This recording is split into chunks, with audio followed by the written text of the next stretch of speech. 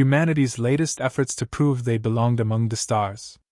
There were gardens carved from rock, steel buildings softened by vines, and skies so clear that even Earth-born engineers forgot they weren't home.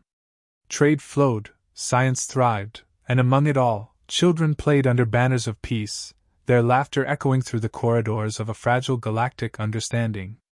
The child didn't know the consequences of curiosity. He was 8 years old, just another human among hundreds, raised beneath 2 suns and stories of unity. He wandered away from his group, drawn to a strange building he hadn't seen before, smooth, humming, and alien. The sign said, "Restricted," but to a child learning to read, it meant little. There was no intent to harm, no rebellion, only innocent wonder. He approached the tall, silent doors. They opened. Inside was the Zorthuan embassy, sterile, ceremonial, and monitored by machines that did not understand childhood. Cameras tracked his every move. In the center stood a sentinel statue, hands raised in the ancient martial symbol of their kind. The boy mimicked it, laughing, copying the gesture from a space cartoon he'd seen 1,000 times. A peace sign, a game. He held it high with both hands, smiling wide. The embassy's internal systems didn't see a child. They saw a challenger. Deep within their encrypted war archives, the gesture was recognized, a forgotten rite of ancient combat, one that no species had used in over 7,000 cycles. The moment was recorded, authenticated, and dispatched across secure Zorthuan channels. Protocols, old and unyielding, activated. Before the boy had even left the chamber, a beacon flared in orbit. War had been declared. Official. Irreversible. No one understood what had happened at first. The boy returned to his group, scolded lightly, unaware. But orbiting satellites began pinging strange frequencies. The colony's diplomatic comms were overwhelmed with high-priority alerts from Zorthuan Command. By the time Earth's Stellar Command received the full transmission, the seal had already been broken. Under Concord law, a formal declaration, even accidental, had to be honored by all parties. The Zorthuan demanded humanity's response. A challenge had been issued. One race must fall. For a moment, the world held its breath. Human diplomats scrambled, stammering at the absurdity of it all. A child. A mistake. Surely the Council would see reason. But reason had little place in the proud traditions of ancient empires. The Zorthuan did not budge. To ignore a declaration was dishonor. To allow it unchallenged would fracture their dominion. And most importantly, if humanity bent the rules now, what would stop other species from treating the law like mere suggestion? The Council convened an emergency session. Each race gave its opinion, some indifferent, some amused. They spoke of human immaturity, of the dangers of letting a young race wander unchecked. But Earth did not apologize. No one spoke of surrender. Instead, a simple message was broadcast from Sol's Central Command, addressed not to the Council, not to the Zorthuan, but to the galaxy itself. Humanity does not offer its children in tribute. You want a war? Then you'll see what we raise when we protect our own. And just like that, the rules changed. The war that should never have been became inevitable. Not because of hatred. Not because of conquest. But because a child made a mistake, and a species refused to let that mistake define them as weak. The stars were watching. And for the first time, they would see what it meant when humanity didn't back down. The Council gathered in the central chamber, a structure older than some stars, where decisions were meant to preserve peace and uphold tradition. Thousands of delegates, scaled, feathered, luminous, crystalline, took their places, each species cloaked in centuries of self-assurance. Humanity, still the newest among them, was given a seat near the outer ring, as if proximity to power must be earned over generations. The room hummed with low amusement, like a theater audience awaiting a comedy. A child? One delegate echoed through the chamber, voice dripping with incredulity. You bring us here over the gesture of a child? There were ripples of laughter, though not unkind at first. This was, to most, a diplomatic curiosity, a procedural formality. Surely no war would come from this. Surely the Zorthuan would see reason. But the Zorthlin were not smiling. Their emissary stood silent, armored not in steel but in law and legacy. The ritual had been triggered, they said. The symbol was sacred. To them, it was not merely a gesture, it was a challenge, ancient and formal, and once invoked, it bound both sides in a sacred contract. The child's age, his ignorance, his species' intent, none of it mattered. The law was clear. The response must be war. Whispers spread. Disbelief turned to murmurs of discomfort. A few tried to argue the absurdity, but most fell silent. They had seen what happened to races that mocked Zorthlin custom. Empires that once sneered were now ruins. The ancient warrior race did not bluff.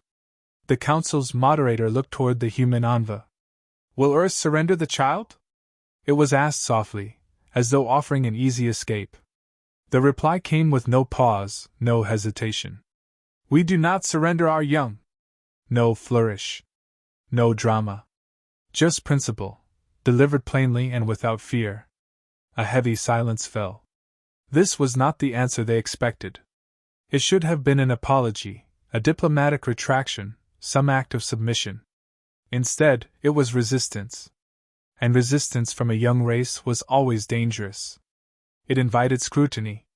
Consequences. A second question followed. "Then will Earth submit to reparations? Offer tribute to resolve the insult?" Again, the reply was unshaken. There was no insult. There will be no tribute. The room shifted. Murmurs ceased. What began as laughter now tasted like threat.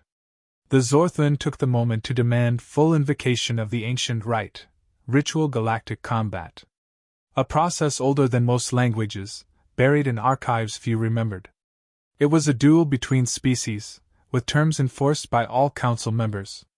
The losing side forfeited territory, sovereignty, or worse. It was not meant to be used anymore. It was theater.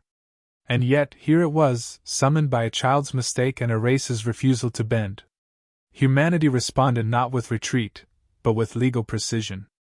One of their advisors cited an obscure clause, a forgotten footnote in the interstellar code. If challenged, a species may choose champions. Not nations. Not fleets. Individuals. And these champions shall represent the full will of their kind. The chamber reacted as if someone had spoken blasphemy. Champions? No species had chosen that path in eons. It was suicidal. The Zorthlin would select warlords genetically bred for conquest. Humanity would send, what? Marines? Engineers? Artists? No one could be sure what they meant. And that uncertainty unnerved them. The session ended with no resolution, only escalation.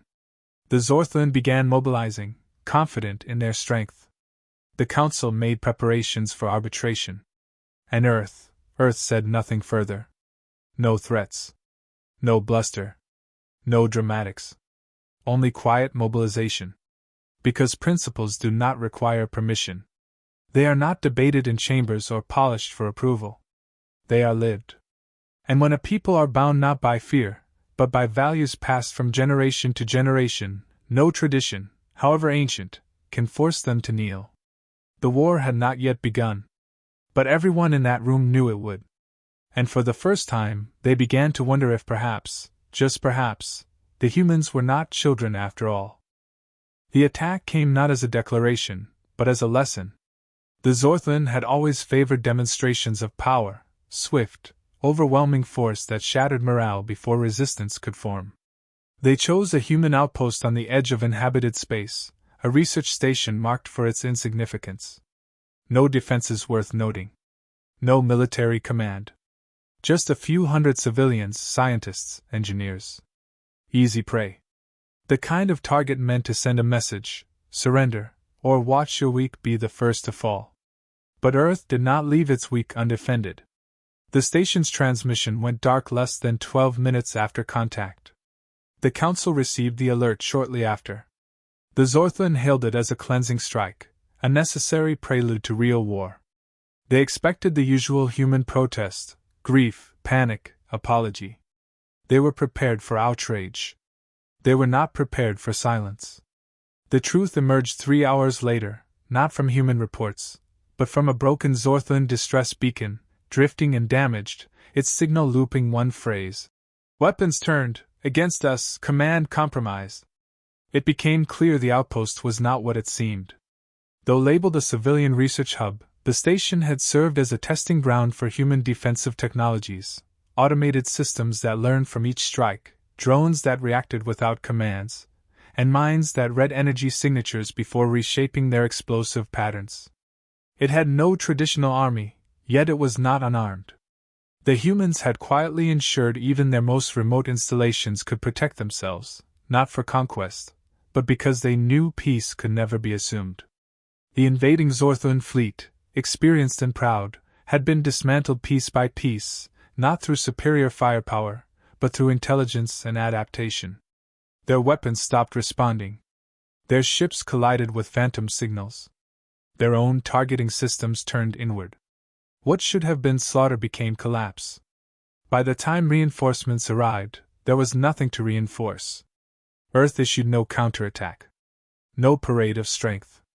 Only a single message broadcast across shared frequencies. We did not begin this war. But we will not run from it. Stand down. The Zorthan did not stand down. Pride, once inflamed, rarely yields to reason. They declared full engagement. But the lesson had been taught. Humanity was not the prey they assumed. And they had built something terrifying, not in the form of weapons, but in doctrine. Their doctrine was not built around dominance. It was built around the sacred duty of defense. They had studied war not to wield it easily, but to ensure no child, no scientist, no outpost in the dark would ever be alone. Every system they deployed, every algorithm embedded into the quiet corners of their colonies, had a singular purpose: protect the vulnerable. It was not vengeance. It was responsibility. And that made them dangerous in a way the Zorthan had never encountered. The galaxy, watching through quiet feeds and intercepted broadcasts, began to shift its gaze. The image of a savage, impulsive species faded slightly. In its place, something colder, steadier, more committed emerged. The Zorthan had struck first. But they were not the only ones who could send a message. And the message now was clear: if you choose to awaken the strength of a people who see defense as sacred, who protect their children not out of fear, but out of love, you may find yourself facing not just soldiers, but the full, unbreakable will of an entire species. There are truths the galaxy forgets. Not because they are hidden, but because they are inconvenient. Among the archives of collapsed empires and overwritten histories, some knowledge is buried not by time, but by choice. The Zorthan, shaken by the failure of their first strike, began searching those buried places, not out of wisdom, but desperation. They could not understand how a young species, barely 2 centuries into galactic navigation, had resisted them so efficiently. Victory should have been assured. But what they found deep in the Council's restricted historical vaults was not a record of past defeats, but a warning. A single file. No commentary. No interpretation. Just a project name, Bastion. The humans had built it once, long before they were invited into the interstellar order. A contingency project, never activated, never used. It was not a weapon in the traditional sense.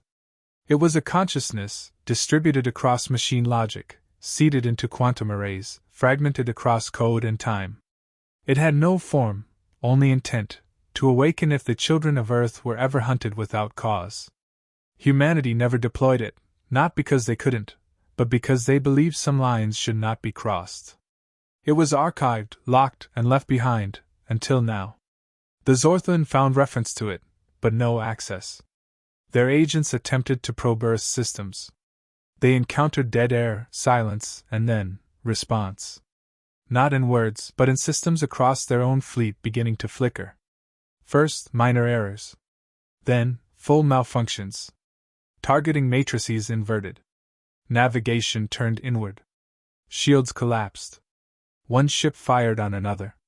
Their command cruiser drifted, lights dimmed, internal gravity failing. At first, they blamed sabotage. Then they blamed human interference. Only later did they realize nothing had entered their systems. Something had awakened within them. On Earth, no announcement was made. There were no threats, no bragging, no demands. But those who monitored the situation knew.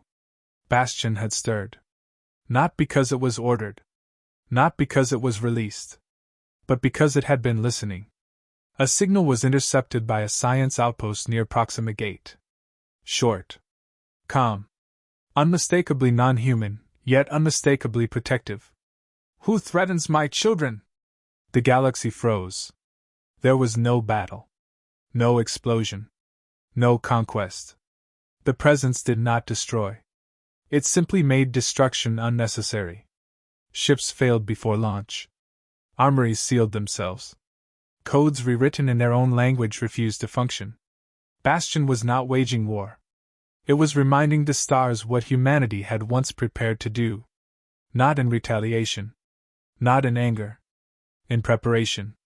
Because humanity, despite its flaws, had learned something long ago: the most dangerous weapon is not rage. It is responsibility wielded with restraint. And when pushed beyond reason, that restraint does not vanish, it transforms. The Council demanded answers. Earth provided none. A quiet message was returned to the Zorthuan. "Stand down. This is your last chance." And though the Zorthuan did not publicly respond, something changed. Their fleets paused. Their movements stalled. Internal debates fractured their high command. The systems they trusted now answered to something else. They had not just underestimated humanity, they had failed to understand what kind of legacy humans were willing to build, then bury, then remember only when absolutely necessary. Because humans did not build their greatest defenses for conquest. They built them for moments exactly like this. And they never needed the galaxy's permission to protect their own. The Council reconvened for the final time, but the tone had changed. There were no smirks now, no amused exchanges over the foolishness of a young species. The laughter had gone quiet, replaced by a silence born not of fear, but of recognition. The Zorthuan emissary entered without ceremony. No entourage. No symbols of pride. Their statement was brief and formal. The challenge was withdrawn, unconditionally. They offer no terms, no excuses. Only silence and a bowed head, an acknowledgement that something greater than power had bested them. Humanity did not ask for reparations. There were no speeches of triumph, no list of demands. The representatives of Earth made only one request: that a new clause be added to the Concord's ancient law. A principle, not for war, but for peace. That no challenge, no right, no gesture, accidental or intentional, shall ever again be used to justify the threat of extermination, especially when made by those too young to understand its meaning. It was not a legal maneuver. It was a moral one. And it passed unanimously. The Council, at last, updated their classification of humanity. No longer young. No longer reckless. A new designation was created: Strategic Power Class. A quiet term, but one the galaxy understood, a species whose restraint must be respected as much as its reach. The child, unaware of his role in any of this, returned to school. His gesture, once the cause of a galactic incident, became the focus of study in 1,000 alien academies, not for its shape, but for what followed. The colonies resumed their rhythms. No parades. No holidays. Just life continued. Humanity did not celebrate because it was never about victory. It had always been about principle. And across the stars, others began to reevaluate what they had seen. They saw a species that refused to sacrifice a child to appease tradition. A species that did not strike first, but prepared for when others might. One that held the terrifying power of retaliation, and chose instead to warn, to defend, to protect. Not because it made them powerful, but because it made them human. Bastion was not heard from again. It returned to its slumber, its presence dissolving once more into dormant codes scattered across humanity's quietest machines. Not locked, not buried, merely waiting. As it was always meant to do. In the end, It was never the strength of Earth's weapons that changed the course of war. It was the clarity of its refusal. The quiet, unwavering decision not to abandon their own. In a galaxy that had grown cynical with age, that moment of principle echoed louder than any fleet. The child never knew. But the stars remembered.